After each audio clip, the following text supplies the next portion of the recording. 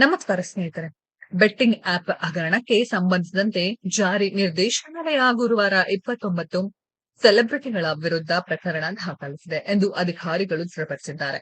ಹೆಸರಿಸಲಾದಂತವರಲ್ಲಿ ಪ್ರಮುಖ ನಟರಾದ ವಿಜಯ್ ದೇವರಕೊಂಡ ಮತ್ತು ರಾಣಾ ದಗ್ಗುಬಾಟಿ ಸೇರಿದ್ದಾರೆ. ತನಿಖೆಯಲ್ಲಿರುವ ಇತರರಲ್ಲಿ ಪ್ರಕಾಶ್ ರಾಜ್, ಮಂಜು ಲಕ್ಷ್ಮಿ, ನಿಧಿ ಅಗರ್ವಾಲ್, ಅನನ್ಯ ನಾಗಲ್ಲ ಮತ್ತು ಶ್ರೀಮುಖಿ ಸೇರಿದ್ದಾರೆ ಎಂದು ವರದಿಯಾಗಿದೆ. ಕರ್ನಾಟಕ ಮೂಲದವರ ಪೈಕಿ ಪ್ರಕಾಶ್ ರಾಜ್ ಬಿಗ್ ಬಾಸ್ನಲ್ಲಿ ಭಾಗವಹಿಸಿದ ಶುಭಾ ಶೆಟ್ಟಿ ಹಾಗೂ ನಟಿ ಪ್ರಣೀತಾ ಸುಭಾಷ್ ಸೇರಿದ್ದಾರೆ.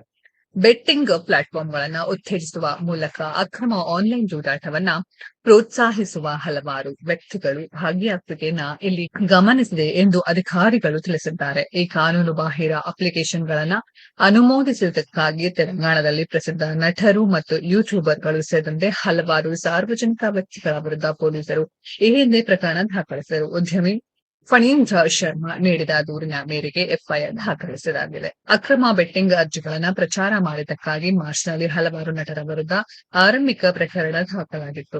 ದೂರುದಾರರ ಪ್ರಕಾರ ಈ ವೇದಿಕೆಗಳು ದೊಡ್ಡ ಮೊತ್ತದ ಹಣವನ್ನ ಪ್ರಕ್ರಿಯೆಗೊಳಿಸುತ್ತವೆ ಮತ್ತು ಗಮನಾರ್ಹ ಆರ್ಥಿಕ ನಷ್ಟವನ್ನುಂಟು ಮಾಡಿದೆ. ವಿಶೇಷವಾಗಿ ಮಧ್ಯಮ ಮತ್ತು ಕಡಿಮೆ ಆದಾಯದ ಹಿನ್ನೆಲೆಯಲ್ಲಿ ವ್ಯಕ್ತಿಗಳಲ್ಲಿ ಇದರ ಪರಿಣಾಮ ಹೆಚ್ಚಾಗಿದೆ.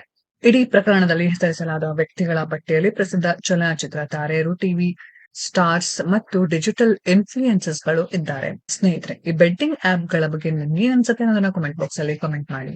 ಈ ವಿಡಿಯೋ ಇಷ್ಟ ಆಗಿದ್ರೆ ಲೈಕ್ ಮಾಡಿ, ಶೇರ್ ಮಾಡಿ, ಚಾನೆಲ್ ನ ಸಬ್ಸ್ಕ್ರೈಬ್ ಮಾಡಿ, ಪಕ್ಕದಲ್ಲಿ ಇರೋ ಬೆಲ್ ಐಕಾನ್ ನ ಹಿಟ್ ಮಾಡಿ.